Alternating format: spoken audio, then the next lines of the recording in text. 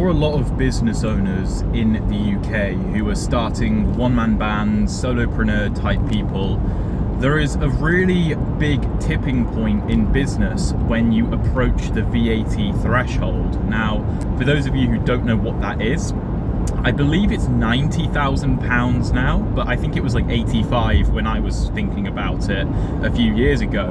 But essentially, when you sell a product in the UK, if you are turning over, making sales annually below, I think it's 90,000, then you do not pay any VAT on your sales, right?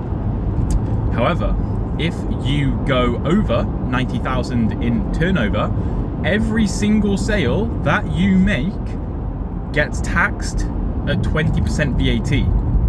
So, I mean, technically it's 16.67%, but what that means is that companies or businesses either have to take that 16.67% hit to their profit margin, which is huge. That's a huge amount. I mean, most companies make like 10% profit, so that's all that gone immediately.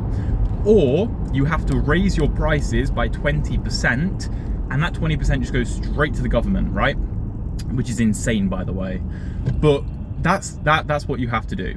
Now, the problem is, right, that when you hit that 90,000, it's not every pound beyond that 90,000 in sales gets VAT on it. It's not that.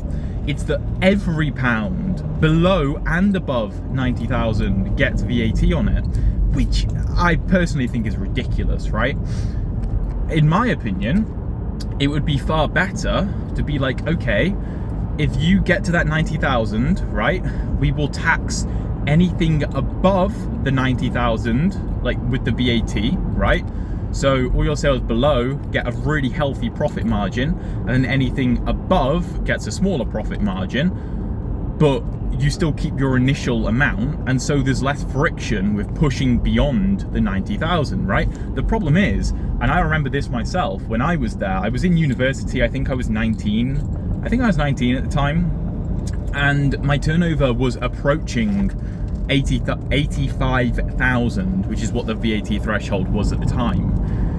And I remember distinctly being like, wow, if I go over the VAT threshold, my profit margin is going to shrink significantly.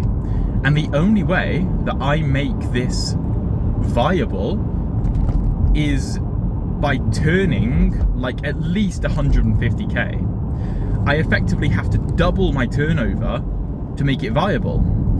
Because if I'm turning 90,000, like, okay, let's say this, I'm turning 80,000, right? Let's say my profit is 30%, which is really good, right? And that's 24,000 profit. That's a very healthy margin. If I go up to 90,000, I maintain my 30% profit margin. I do not change my prices. They all get hit with VAT, all below and above the 85,000 threshold, which is what it was. Then how much profit do I make? Like 10 grand, maybe? That might be generous. But you see, my point is that you are losing so much money if you go over that threshold. So the only way to make it viable would be to significantly increase the turnover. So if I'm at 80 and I'm like, ooh, bloody hell, if I go over the threshold, then I'm gonna have to make like, what, 150, 160, and maybe I make a little bit more profit than I was previously in like real terms. That's insane. And a lot of people, they get to that point just before the threshold, and they go, you know what? There's no point. There's no point. I might as well just stop selling, just pack in work for the year, go on holiday or something, keep my healthy profit margin, make it so that the time I spend working is worth the time, right? And that just, I just refuse to believe that doesn't stunt economic growth in the UK. I mean, it must do, because you have like entrepreneurs being disincentivized from working.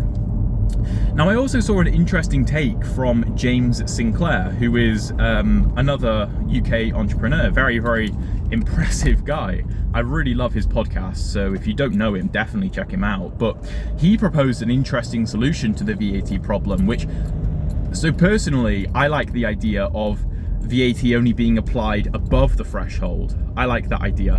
Even if you were to bring the threshold down a bit, so let's say you brought the threshold down to 60k, but everything above 60k had VAT on it, I think that would be fair as well. Because it would still be worth pushing above, because your previous effort wouldn't be like in vain, if that makes sense, right? But he proposed dropping the VAT threshold to like 20 grand, which initially I thought, wait, what, why? But I thought it was an interesting idea where it's like, to make any livable like wage, you just have to incur the cost of VAT. And so your business just has to adapt to it like immediately and be built with VAT very much front of mind. And also to level out the playing field for bigger businesses who do have to deal with VAT, right? So that the small businesses can't just undercut them, and the big businesses have got to decide, well, do we just take a hit to the amount we sell, or do we raise price, or do we have to keep our prices beyond what the small businesses can charge, because they don't have the 20% going to the government, right? So I thought that was also an interesting take. Thought that was very interesting. But the point is, I really do think the VAT system doesn't quite work properly. I think the problem with it is that I understand the point, right?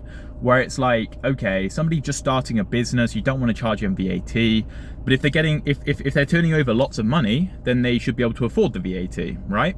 And I'm sure the government makes an awful ton of money from VAT. And so I get that, that makes sense, right? But and I don't know whether this has been a problem that has always been there, or whether inflation has caused it to become more prominent in recent years, where like maybe 10, 20 years ago, if you went beyond 85k, you were just making so much money that you were chilling. I don't know. I'm only 22 years old, so I don't know that. But it does seem a bit broken. It does seem a bit broken, and that's from personal experience. I mean, in my experience, I decided, okay, I want to make a lot of money, and so I just have to smash through the VAT threshold. I'm now turning like over 300k a year, so that's fine. It doesn't really affect me anymore. And I'm on a different VAT scheme anyway, just because of the type of things that I sell. So it's all right for me. It's all right for me. But I know a lot of businesses are struggling with it, especially like hospitality. I just don't see how hospitality can be charged 20% VAT when literally everything they buy doesn't have VAT on it. And the problem that causes is that for most businesses, right, if they get charged VAT on their sales, they also can claim back VAT on their purchases, or most of their purchases, right? So let's say you buy £100,000 worth of things like from suppliers, you get to claim back like the 16.67% VAT on that. So you get to claim back 16.67 grand.